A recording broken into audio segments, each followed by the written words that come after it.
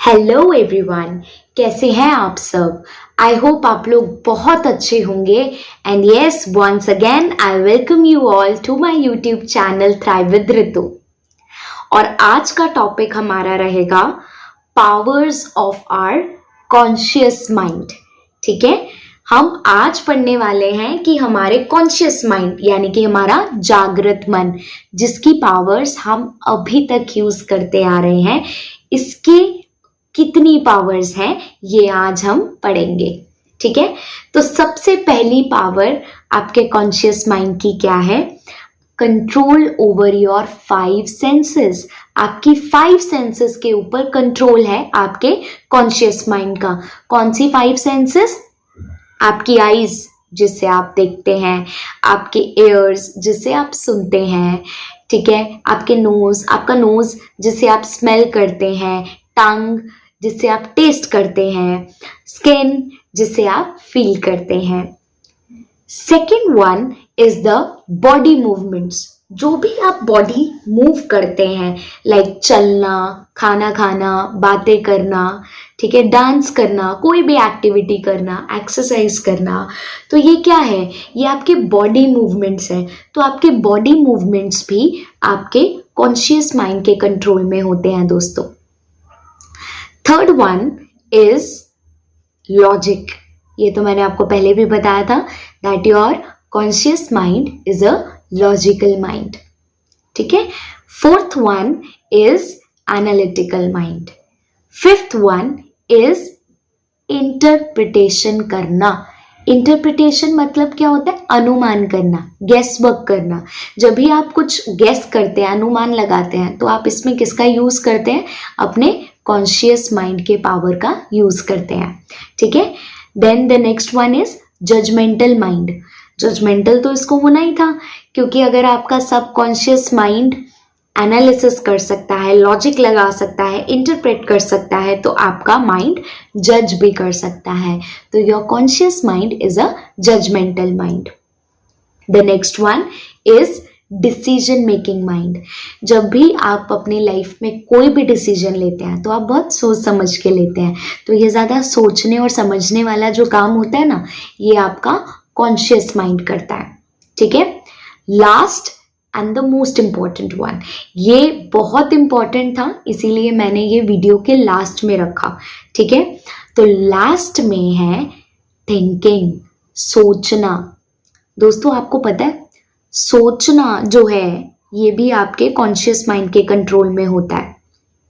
ठीक है, और आपको पता है एक और बात, सोचने से एक और बात मेरे दिमाग में आई है कि सोचते हो ना जो आप, that is your habit. Well I mean to say that thinking is a habit. सोचना एक आदत है। ठीक है, और जब मैं सोचने की बात कर रही हूँ, थिंकिंग की बात कर रही हूँ, तो मैं क्या कर रही हूँ?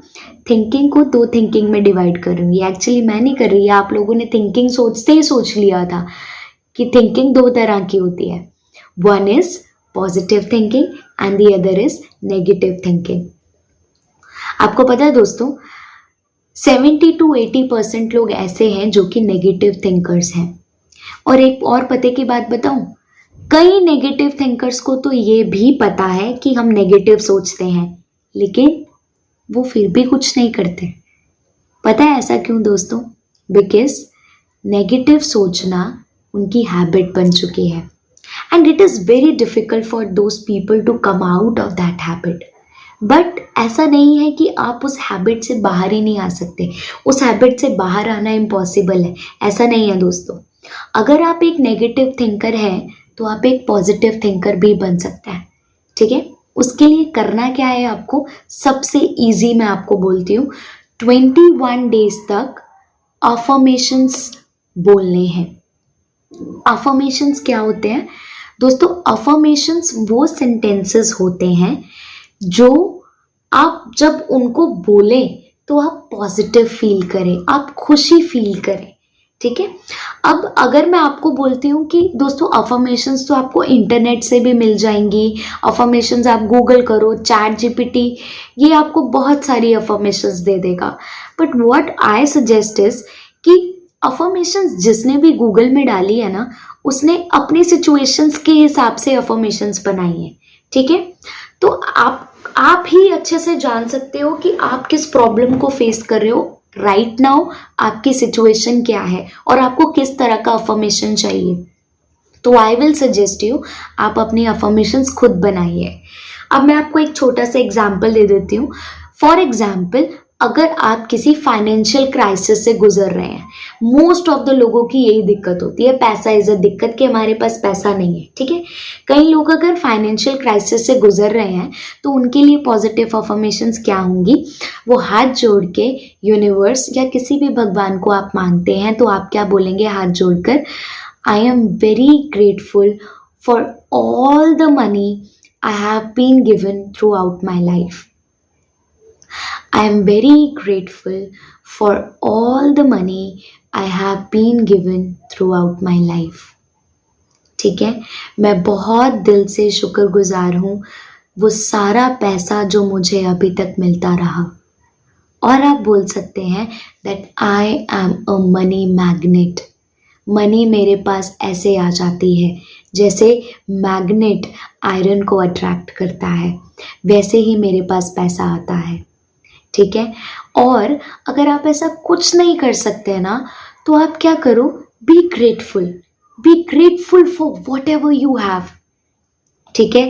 एंड बिलीव मी, अगर आप छोटी छोटी चीज़ों के लिए भी शुक्रिया अदा करेंगे ना तो वो छोटी छोटी चीज़ें कब बड़ी बन जाएगी आपको भी पता नहीं चलेगा। ट्राई ज़रूर कीजिए। तो टेक दिस 21 डेज चैलेंज। अगर आप एक नेगेटिव थिंकर हैं तो एक पॉजिटिव थिंकर ज़रूर बनेंगे। तो आपको करना क्या है, अपने लिए कोई भी पॉजिटिव अफर्मेशंस बोलिए। अगर ये नहीं हो रहा है तो be grateful for what ever you have and you will see the magic.